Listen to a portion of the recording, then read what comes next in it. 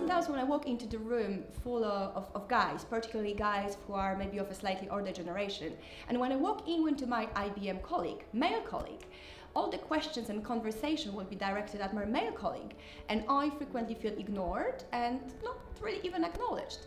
And then I went to careers office. And I said, I'm really exciting. I want to be a scientist. And then the career service lady or a man would tell me, are you sure? Would you not rather go and study some easier subjects, like, I don't know, arts? So they wanted to hire me as a freelancer to outsource these campaigns they care less about. And he came to me with a day rate and a commission, and I just thought to myself, that's a really low day rate. I wouldn't really want to work that low, but okay, maybe I should take it. But in the morning on the way to the meeting, I read the article which said that women are less likely to negotiate their salary and their pay than men. Yeah. So then I just changed my mind and I was like, no, I'm going to try this. It's about what girls are taught from a very, very young age, about what they're supposed to do, how they're supposed to behave, what's for boys and what's for girls. And I think that there's this perception that STEM and digital is for geeky white men. Certainly lots of the young women I've spoken to are kind of like, tech is for boys, it's not for me.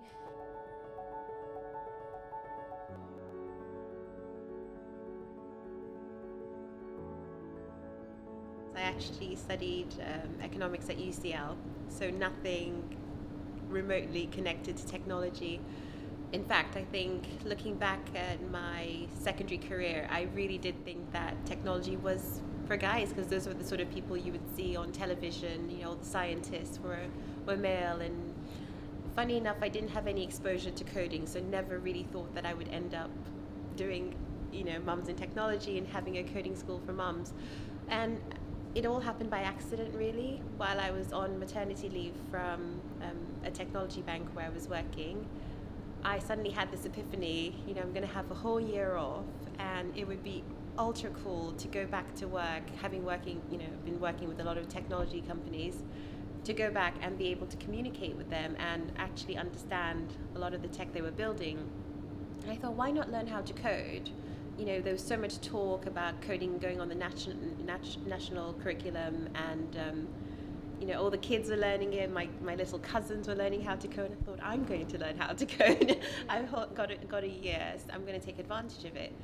But unfortunately, the resources, weren't really matching up to what I needed, because my little one was only 2 months at the time, and I wasn't able to go to your traditional coding school, and working alone in isolation when you've got a little one is not ideal. So Codecademy wasn't working. And I thought, wouldn't it be amazing to have a place where I can go, learn to code, and bring my baby along? And that's how Mums in Technology came about. I'm actually a fine arts graduate, which not many people can believe, as I work in tech and events. And I studied at university. I was very fortunate to be able to undertake a degree in Plymouth. And I actually joined a facilities team at Google straight out of university. And I was like, what is this tech industry that I'm going into? And I instantly fell in love with it. And I think the parallel between being creative and actually being able to see things being built in a technical sense really fascinated me. I caught the bug, and that kind of led me to my career here at ThoughtWorks. I was very academic when I was younger. I went to university to study history, but I became a bit more rebellious as I got older, and unfortunately I ended up dropping out of university, which was not expected at all, and it was quite difficult for me. But I ended up then going into a sales and marketing position, and I didn't really enjoy that. So I knew that I wanted to do something that was going to contribute something to society and help other people. So I took a job working at City Hall in London, and I started working as an administrator. And that was 7 years ago. And since that point, I've worked my way up through the building. I've worked in lots of different teams and done lots of different things. The role I had before this was in the education and youth team, and I was working on STEM, so science, technology, engineering and maths projects. And it was when the new computing curriculum was introduced into the schools. And it was really problematic, and the teachers were struggling, and young people needed to learn an entirely new skill set. So we got a big fund given to us, a £7 million fund, to develop a programme to get more women and young people into digital roles, and I now manage that. It's a really exciting role and I really like it.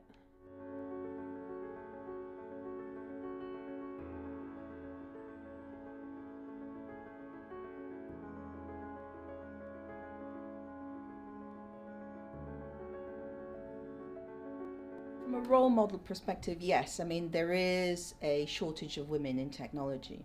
But I think it's not necessarily, the focus is on a shortage. My interest is on why is there a shortage? Because if we sort of look at why there is a shortage, then we can address through process and understanding how to increase the number of women in technology. I said, wouldn't it be great if we had like a group of girls that can do this hacking thing? Yeah. And then he started laughing. I said, well, you might laugh, but you're not going to be in this group then if you think this is funny. So then I was thinking, okay, where are the girls? So, it's like I went out of the office. It was like late. It was already 7 or 8 or something. Went out. Next door, it was the Vision Group, all guys. I was like, okay, where are these girls? So I was thinking, okay, this is an interesting challenge. There's got to be some PhD women in the department, but just where are they? So I kind of went around and asked them questions, sent some emails, and then I stumbled upon this sort of a new program, which is Media and Arts Technology, and there happened to be some women there, very talented ones as well. And so I just kind of came up with this idea of what I wanted to do. I wanted to start up a girls' hacking club. Yay, So I went around the department, asked sort of permissions. Eventually, sort of a workshop was built, and we kind of started doing our activities. I sent some emails around and kind of made some meetings, and voila, we had our girls' hacking club, or GHAC. It kind of came as a bit of a sort of sudden realization, I think, in the public sector, that everything was changing, that the way our economy works is changing in ways that we can't really keep a grip on. So everything's becoming way more digital, it's all being disrupted, and it happens at such a quick pace, you can't really see you can't kind of keep a handle on it. And it then became quite apparent that the people who were driving technological change were, for the most part, white men. So therefore it's being made and created with one specific viewpoint. So that's not going to benefit a diverse society like what we have in London and like what we have in other cities across the UK. So it was really important that we started to do something here. And as I started to work on this, I got in touch with lots of different people and realised that there were loads of people who wanted to do things and were already doing brilliant stuff. In London, there's obviously a huge amount going on, so you kind of get to know everybody and build up a network and start coordinating things. And what I've noticed is that there are other regions and cities in the UK now who are starting to do a lot of work on this as well. So it's become really important, really big on the agenda. I've also engaged with lots of other countries and international cities who want to get more girls engaged in STEM and want to know what's happening in London and share information. So that's always really interesting to see how different countries approach it and where there are different cultural barriers that might prevent girls from pursuing these kinds of subjects. In general, I'm finding that a lot of women are very interested in technology and are really excited about what's going on, AI and all that. But obviously, you have to go back down to basics, especially as a mother. I think a lot of the challenges are undoubtedly around childcare. How do we fit back into the workplace, regardless of qualifications? We might have exactly the same qualifications as anyone in the team, but you're ultimately limited by the number of hours you can work. And does that affect the perception of your commitment? Because all of a sudden you have to come in to work a little bit later because you've got to do the drop-off, and you've got to leave earlier because you've got to do the pickups. So that really, my challenge to organizations is, why won't you allow people to work flexibly and allow people to choose where they work, when they work? And I feel as long as the work is getting done, that is ultimately all that should matter.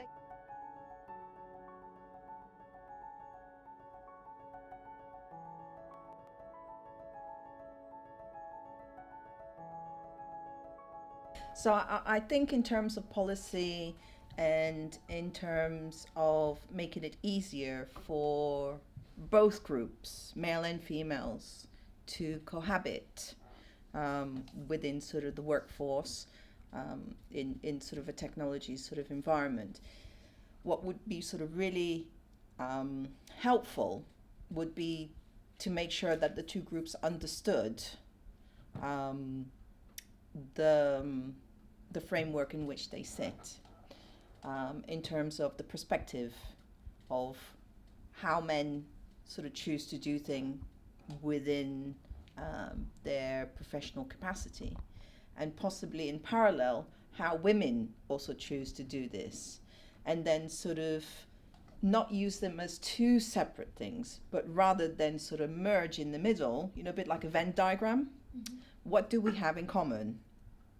And focus on that.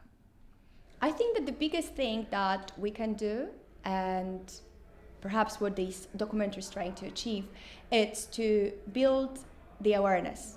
We are very lucky here in the UK and very lucky back home in Poland that we know that the issue is there and we're acting on that. But perhaps other countries are not. And I firmly believe that we need to shout about the issues from the rooftops. I can tell you what Facebook does to actually ensure that everyone is comfortable here. One, Facebook is absolutely intolerant to any sort of discrimination.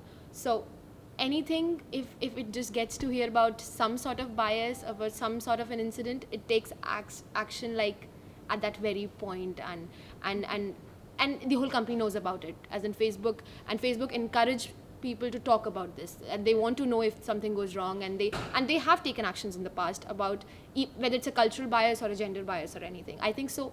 A company has to very clearly state that, as in very clearly every employee should know that they are being cared for. They are being really, really cared for. And as I mentioned before, that we have Sheryl Sandberg, we have other top women leaders who openly discuss the challenges that a woman would face in a predominantly male workplace, and how you should deal with this, you should deal with this gender gap. Something as simple as having computers. You may have one, but you may not be able to use it if there's no power. So it's a hard one. I think this is where the government comes into play, making resources available, whether it be free computer centers where women can access. But we definitely need that sort of funding to be made available for them to be able to go along and know that they have a space where they can be creative and have access to training.